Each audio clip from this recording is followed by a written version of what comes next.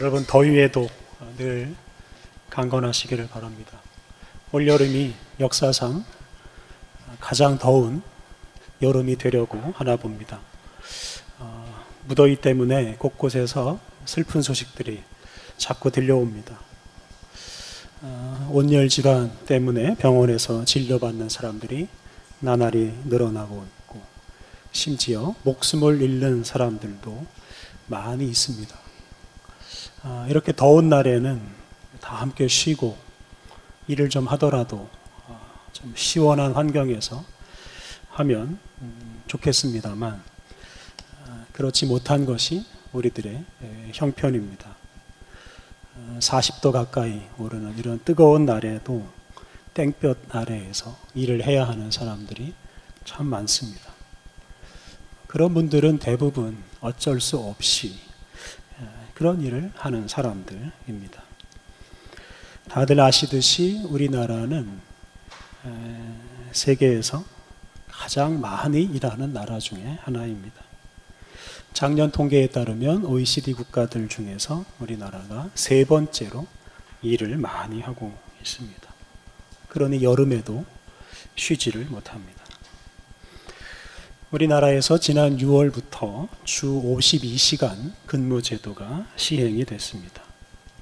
일주일에 52시간을 초과해서는 일하지 말라고 하는 제도입니다. 일주일에 52시간을 일한다는 것은 결코 적게 일하는 것이라고 할 수가 없습니다. 일주일에 5일 근무하는 것을 가정한다고 할 때 하루에 평균 10시간 이상을 일하는 것이기 때문입니다. 그런데 이 제도를 시행하자마자 이런저런 문제가 발견돼서 지금은 이 제도가 유명무실한 상태입니다. 법을 어겨도 처벌을 하지 않고 있습니다. 그 때문에 아직도 많은 사람들이 오랜 노동에 시달리고 있습니다. 이게 성숙하지 못한 우리들의 현실입니다. 얼마 전에 내년도 최저임금이 정해졌습니다. 1시간 일하면 최소 8,350원은 주어야 한다, 이런 제도입니다. 최저임금을 받으면서 한 달 내내 일하며 받을 수 있는 돈을 월급으로 따지면 175만 원이 조금 못 됩니다. 175만 원으로 한 가정이 살아가는 것은 참 어렵습니다. 그런데 최저임금이 너무 많이 올랐다고 곳곳에서 아우성을 치고 있습니다. 이런 일 역시 우리 사회가 아직도 성숙하지 못했다는 증거입니다.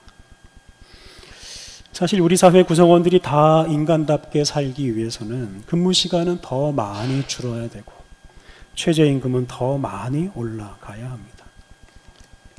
어떤 사람들은 아직 그렇게 하기에는 우리나라 경제가 충분히 발전하지 못했다고 합니다. 그런데 지금 우리는 국민소득 1인당 3만 달러 시대를 살고 있습니다. 쉽게 말하면 국민 한 사람이 3천만 원 이상을 버는 시대를 살고 있습니다. 그러니까 우리는 이미 충분한 돈을 벌고 있다고 할 수 있습니다. 문제는 우리들의, 사람들의 욕심입니다. 욕심이라는 게 한이 없다 보니까 돈이 아무리 많은 사람이라도 돈을 더 많이 가져가려고 합니다. 돈을 벌어도 만족하지 못하고 더 많이 벌려고 합니다. 그 때문에 가난하고 약한 사람들은 더 힘들어집니다. 단적인 예가 편의점입니다. 편의점의 점주나 알바는 참 힘들게 삽니다. 편의점 점주가 버는 돈이나 알바가 버는 돈이나 큰 차이가 없습니다. 반면에 편의점을 개설하는 대기업은 엄청난 돈을 벌어들이고 있습니다. 우리 사회의 권력자들이나 우리 사회의 부자들이 도덕적으로 조금이나마 성숙한다면 우리 사회도 조금 더 발전할 수 있을 것입니다. 지금 우리나라뿐만 아니라 온 세계가 이 더위 때문에 고생을 하고 있습니다. 이런 더위를 초래하는 원인 중에 가장 유력한 것이 이 경제발전 과정에서 배출되는 온실가스라는 것입니다. 공장에서 그리고 차에서 배출되는 이 가스가 지구를 뜨겁게 만들고 있습니다. 그런데 사람이 욕심을 더 많이 부리고 욕심을 더 많이 충족시키려고 하면 할수록 경제는 더 발전해야 되고, 그렇기 때문에 온실가스는 더 많이 배출되고, 그로 인해 지구는 더 더워지게 됩니다. 이 시대는 욕심을 충족시키기 위해서 더 많이 일을 하고 더 많이 경제를 발전시켜야 하는 때가 아니고, 우리의 욕심을 내어버리고 좀 더 쉬어야 하는 때입니다. 그래서 오늘은 이 쉼에 관한 말씀을 묵상해 보았습니다. 오늘 읽은 마가복음에는 예수님께서 제자들과 함께 휴가를 떠나는 이야기가 나옵니다. 오늘 읽은 마가복음 말씀 30절은 앞에 나오는 6장 7절부터 13절에 나오는 말씀하고 이어집니다. 그 앞부분을 보면 예수님께서 제자들을 둘씩 짝을 지어서 여러 마을로 보내시고, 그러면서 하나님 나라 복음을 전하게 하셨습니다. 오늘 읽은 본문은 제자들이 예수님께서 시킨 그 일들을 다 마치고 돌아와서 예수님에게 보고하는 것으로 시작을 합니다. 예수님의 보고를 들은 예수님께서는 제자들과 함께 휴가를 떠나십니다.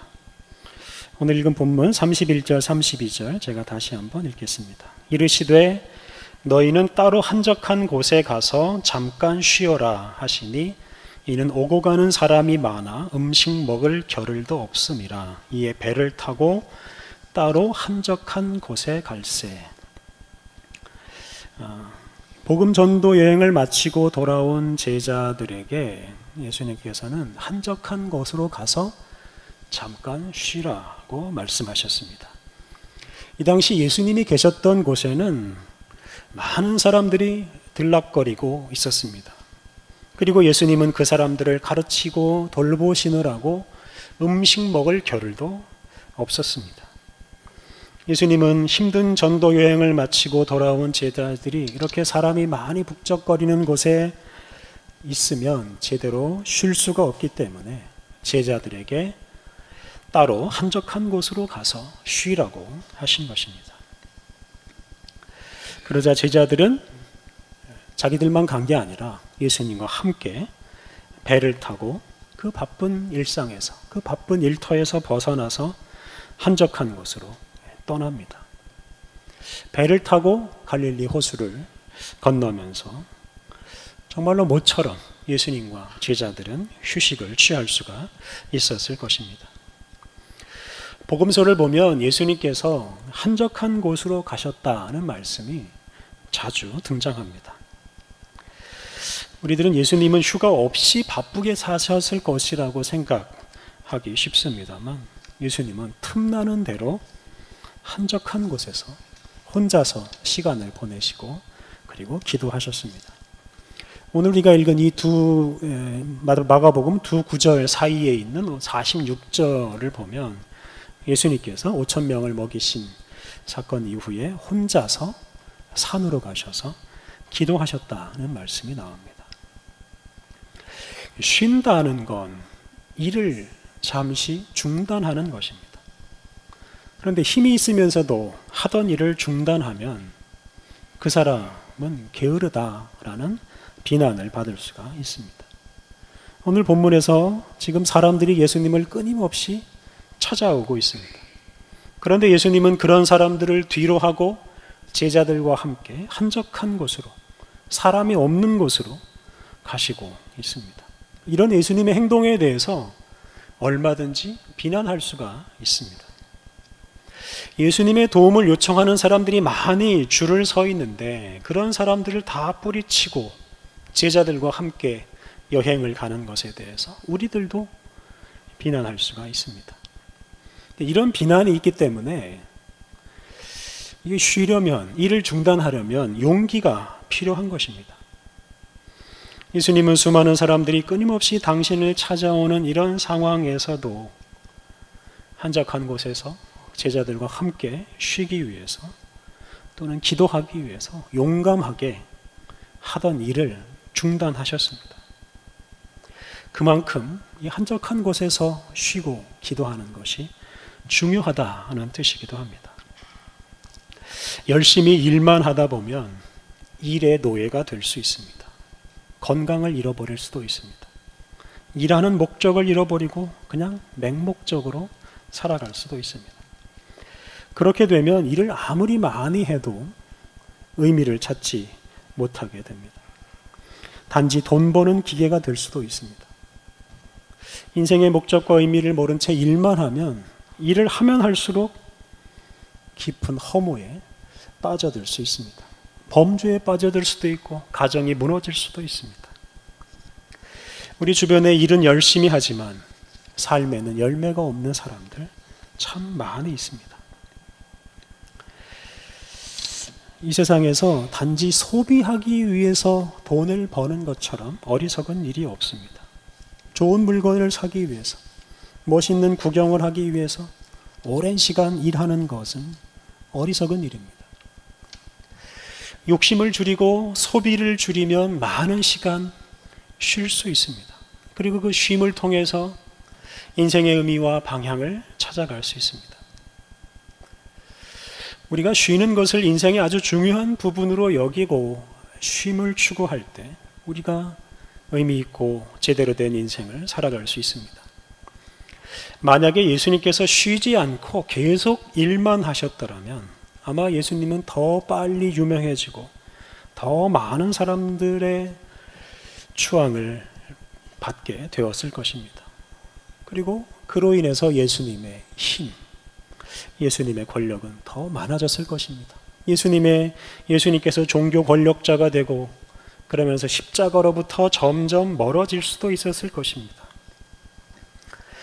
하지만 예수님은 틈나는 대로 쉬고 기도하시면서 하나님께서 당신을 세상에 보내신 이유를 되새기고 그리고 그 길을 계속해서 가셨습니다. 그래서 예수님은 생애 막바지에는 당신을 따르는 사람들이 정말로 많은 그 갈릴리 지역을 완전히 떠나시고 예루살렘에서 십자가를 지는 것으로 인생을 마치셨습니다. 예수님께서 당신에게 몰려드는 많은 사람들에게 집착하고 그 사람들을 이용해서 뭔가 해보려고 하셨더라면 예수님은 우리를 위한, 온 세상을 위한 예수님이 되시지 못했을 것입니다.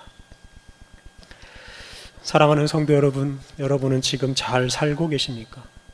여러분이 하고 있는 일, 여러분이 하고 있는 공부에서 의미와 보람을 찾고 계십니까? 이런 질문을 여러분들이 스스로 자주 해야 합니다. 그리고 그 대답을 찾기 위해서 여러분이 하던 일을 용감하게 멈추어야 합니다. 여러분의 일터에서 잠시 떠나야 합니다. 예수님은 혼자 쉬고 기도하는 것을 아주 중요하게 여기셨고 그래서 제자들도 그렇게 살게 하시기 위해서 제자들과 함께 한적한 곳으로 가셨습니다. 그런데 문제가 생겼습니다. 33절을 다시 한번 읽겠습니다. 그들이 가는 것을 보고 많은 사람이 그들인 줄 안지라 모든 고을로부터 도보로 그곳에 달려와 그들보다 먼저 갔더라. 예수님과 제자들이 쉬기 위해서 한적한 곳으로 가셨는데 사람들이 그것을 미리 알고 예수님과 제자들이 가려고 한 그 한적한 곳에 먼저 가서 예수님과 제자들을 기다리고 있었습니다. 그러니까 본래 그곳은 사람들이 찾지 않는 한적한 곳이었지만 예수님을 따라다니는 사람들 때문에 그곳은 더 이상 한적한 곳이 아니었습니다. 예수님 일행이 배에서 내리는 그 순간에 아마 크게 실망했을 것입니다. 한적한 곳인 줄 알고 왔는데 많은 사람들이 기다리고 있는 그 모습을 보면서 실망하지 않을 수 없었을 것입니다. 그래서 예수님과 제자들의 휴가는 그냥 배를 타고 가는 그 시간으로 끝이 나고 말았습니다. 도무지 쉴 틈을 주지 않는 이런 많은 사람들 때문에 예수님은 짜증이 났을 수 있습니다. 그런데 예수님께서 다른 태도를 보이십니다. 34절, 예수께서 나오사 큰 무리를 보시고 그 목자 없는 양 같음으로 인하여 불쌍히 여기사 이에 여러 가지로 가르치시더라. 예수님께서 당신을 따라온 그 사람들이 목자를 잃어버리고 목자를 찾아 헤매는 양처럼 보이셨습니다. 그래서 그들을 불쌍히 여기시고 그들에게 하나님 나라 복음을 선포하시고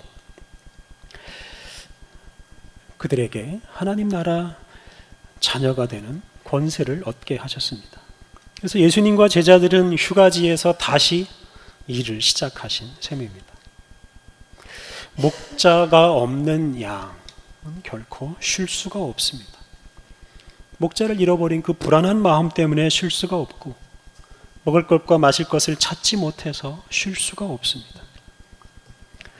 예수님은 그렇게 목자가 없는 양처럼 쉬지 못하는 사람들을 쉬게 하시기 위해서 당신이 쉬는 것은 중단하시고 다시 일을 시작하셨습니다. 여러분은 일과 쉼 중에서 어떤 게 중요하다고 생각하십니까? 여러분은 일하기 위해서 쉽니까? 아니면 쉬기 위해서 일하십니까? 창세기 1장 2장의 천지 창조 이야기에 나오듯이 하나님은 엿새 동안 일하시고 일곱째 날에는 쉬셨습니다. 하나님은 당신만 쉬는 게 아니라 온 천지 만물이 함께 쉬게 하셨습니다. 하나님은 당신이 쉬신 그 일곱째 날에 복을 주시고 그날에는 사람뿐만 아니라 가축들도 함께 쉬게 하셨습니다. 쉬면서 천지 만물의 아름다움을 감상하고 천지 만물을 지으신 하나님을 찬양하면서 살게 하셨습니다.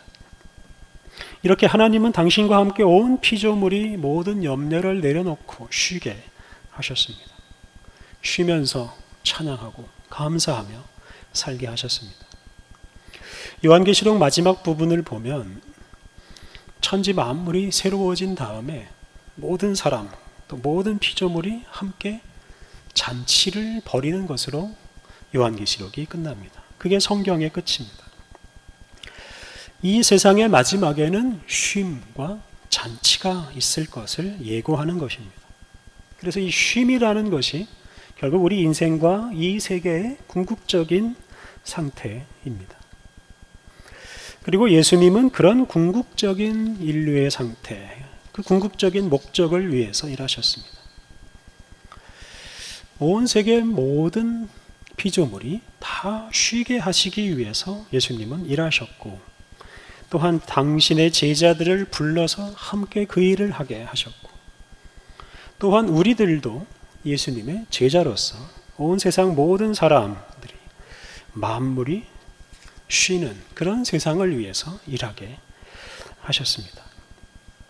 사람들을 욕심과 일로부터 해방시키고 안식을 누리게 하는 것이 바로 우리들의 사명입니다. 우리는 단지 일하기 위해서 이 세상에 태어난 게 아닙니다. 친구들, 가족들, 이웃들과 함께 쉬고 잔치를 벌이기 위해 이 세상에 왔고 우리가 그것을 위해서 지금 일하고 있습니다. 오늘 본문에서 예수님은 쉬지 못하고 이리저리 방황하는 사람들을 불쌍히 여기시고 그들을 쉬게 하기 위해서 그들에게 하나님 나라 복음을 전하셨습니다. 예수님께서 그들로 하여금 그들이 하나님의 자녀요 하나님 나라 백성이라는 사실을 일깨워 주시면서 인생의 짐을 다 내려놓게 하시고 쉬게 하셨습니다. 이렇게 예수님의 일, 또 예수님의 쉼, 이것은 쉬지 못하고 방황하는 사람들을 쉬게 하기 위한 일이고 그들을 쉬게 하기 위한 쉼이었습니다.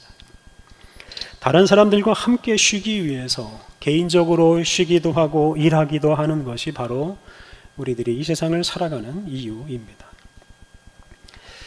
오늘 읽은 구약의 말씀은 다윗이 하나님을 위한 성전을 짓겠다 이런 계획을 발표하고 반면에 하나님께서는 그것을 허락하지 않는 이야기입니다. 다윗은 왕이 된 후에 주변의 외적들과 전쟁하는 일에 몰두했습니다. 그동안 블레셋을 비롯한 여러 나라들이 이스라엘을 끊임없이 괴롭혔기 때문에 다윗은 왕이 된 후에 그 외적들을 굴복시키는 일을 하면서 지냈습니다. 그리고 그 일이 성공적으로 마무리가 되어서 드디어 온 나라에 평화가 왔습니다. 그리고 이렇게 다윗이 마음의 여유를 찾고 주변을 돌아보는 중에 하나님의 궤가 아주 초라한 그 휘장 안에, 천막 안에 있다는 것을 알게 되었습니다. 그래서 오늘 본문 2절에서 다윗이 이렇게 말합니다. 왕이 선지자 나단에게 이르되 볼지어다 나는 백향목 궁에 살거늘 하나님의 궤는 휘장 가운데 있도다. 백향목은 그 당시 기준으로 가장 좋은 건축자재입니다. 최고급으로 지은 편안한 궁궐에서 다윗은 편안하게 살고 있었는데 하나님의 궤는 이 휘장, 짐승의 가죽으로 만든 텐트 안에 있었고 다윗은 그것 때문에 마음이 불편했습니다. 자기는 편안하게 사는데 하나님은 불편했을 것이다. 이렇게 생각을 한 것입니다. 그래서 다윗은 하나님을 위해서 화려하고 편안한 성전을 지어 드리고 싶어 했습니다. 그리고 나단 선지자를 불러서 그런 자신의 불편한 마음과 소원을 토로했습니다. 오늘 본문 4절 이하 말씀은 하나님께서 나단 선지자를 통해서 다윗에게 주시는 말씀입니다. 이 부분을 요약하면 하나님께서는 다윗에게 성전 짓는 일을 허락하지 않으십니다. 그러면서 당신은 성전이 필요 없다라고 말씀하셨습니다. 당신은 이리저리 이동하는 그 천막 예배당과 함께 이스라엘 민족과 동행하는 것을 기뻐하신다라고 말씀하셨습니다. 다윗이 임금이 화려한 궁궐에서 편안하게 사는 것처럼 하나님도 화려한 성전에 머무는 것을 좋아할 것이다 라고 생각한 것은 잘못된 생각이었습니다. 1절에 이런 표현이 나옵니다. 여호와께서 주위의 모든 원수를 무찌르사 왕으로 궁에 편안히 살게 하신 때에. 앞서 말씀드린 대로 다윗은 왕이 된 후에 전쟁하는 일에 몰두했습니다. 그런데 1절에서는 그 일이 다윗의 일이 아니라 하나님의 일이었다라고 표현합니다. 다윗과 이스라엘 백성들이 평안히 살게 하는 것, 그게 바로 하나님의 일입니다. 하나님은 당신의 백성들을 쉬게 하시기 위해서 일하시는 분입니다. 그래서 이 편안하게 사는 궁궐이나 성전은 하나님에게 어울리지 않습니다. 그래서 하나님께서는 다윗의 성전 건축 계획을 막으셨습니다. 나중에 다윗의 아들 솔로몬이 화려한 성전을 짓습니다만 그 성전은 오래가지 못합니다. 무너져 버립니다. 그런 성전은 하나님과 어울리지 않기 때문에 그렇습니다. 우리가 믿는 하나님은 화려한 궁궐, 화려한 성전에 머무는 분이 아니라 온 세상에 안식을 주시기 위해서 일하시는 하나님이십니다. 그리고 그 일을 위해서 예수님을 이 세상에 보내주셨습니다. 그리고 마침내 모든 피조물이 함께 쉬고 하나님을 찬양하는 세상을 이루게 되실 것입니다. 우리는 그러한 세상을 바라보면서 하나님의 동역자로 살아가야 합니다. 우리는 개인적으로 잘 쉬어야 합니다. 그런데 그 쉼 자체가 목적이 되어서는 안 됩니다. 우리의 가족, 우리의 이웃, 또 온 나라, 온 세계가 함께 쉬는 것을 우리의 궁극적인 목적으로 삼아야 합니다. 여러분은 잘 쉬고 계십니까? 일이 너무 많아서 또는 욕심이 너무 많아서 쉴 틈을 찾지 못하고 있는 것은 아닙니까? 용감하게 일을 중단하십시오. 욕심을 내려놓고 좀 쉬십시오. 여러분 주변에 있는 분들은 잘 쉬고 있습니까? 혼자만 편하게 쉬는 것은 참 가슴 아픈 일입니다. 하나님은 우리들을 모든 사람이 함께 쉬는 세상을 위해서 부르셨습니다. 많은 노동과 또 적은 임금 때문에 고생하는 우리의 이웃의 어려움을 우리가 외면하지 않아야 합니다. 지난 주간에 한 어린이가 어린이집 차량에서 내리지 못하고 온종일 차 안에 갇혀 있다가 목숨을 잃는 사고가 벌어졌습니다. 그 차량을 운전한 기사가 이런 말을 했습니다. 나는 한 번도 뒤를 돌아본 적이 없다. 자기는 차를 운전하기만 했지, 그 차에 누가 타는지, 그 차에서 누가 내리는지 한 번도 보지 않았다. 이런 말을 했습니다. 그 죽은 어린이의 담임교사는 그날 일이 너무 많아서 그 어린이의 출석을 점검하지 못했다 라고 말했습니다. 참 이런 기사를 보면서, 신문 기사를 보면서 마음이 슬펐습니다. 주변 사람들을 돌아볼 여유 없이 그냥 일에만 몰두하고 자기 욕심에만, 자기 관심에만 몰두하며 사는 것이 우리들의 현실인지도 모릅니다. 그 운전기사나 어린이집 교사들 중에 한 사람이라도 잠시 쉬는 여유를 가진 사람이 있었더라면 그 아이가 그렇게 허무하게 죽지 않았을 것입니다. 사랑하는 성도 여러분, 우리가 여유를 가지고 쉴 때, 잠시라도 쉴 때 우리 자신이 살 수 있고 우리의 이웃도 함께 살 수 있습니다. 온 세상 만물이 함께 쉬는 세상, 그리고 그러한 세상을 이루어 가시는 우리 하나님을 생각하십시오. 그 하나님의 백성으로서 잘 쉬고 또한 이웃을 쉬게 하는 복된 인생을 살아가시기를 바랍니다. 함께 기도하시겠습니다. 온 세상 만물이 주님 안에서 안식할 때까지 이 세상을 돌보시고 우리를 위해 일하시는 하나님, 우리가 매주일 주님 앞에 모여 우리를 안식하게 하시는 주님을 찬양합니다. 하나님, 우리를 쉬게 하시는 주님의 은총을 힘입어 날마다 감사하고 날마다 찬양하며 살게 하옵소서. 일과 욕심의 노예로 살지 않게 하옵소서. 일과 욕심에서 벗어나 주님의 은혜를 돌아보게 하옵소서. 또한 쉬지 못하는 우리의 이웃을 돌보게 하옵소서. 온 세상 모든 민족이 함께 쉬고 함께 주님을 찬양하는 날이 올 때까지 이 세상에 참된 안식을 전하는 복음의 증인으로 살아가게 하옵소서.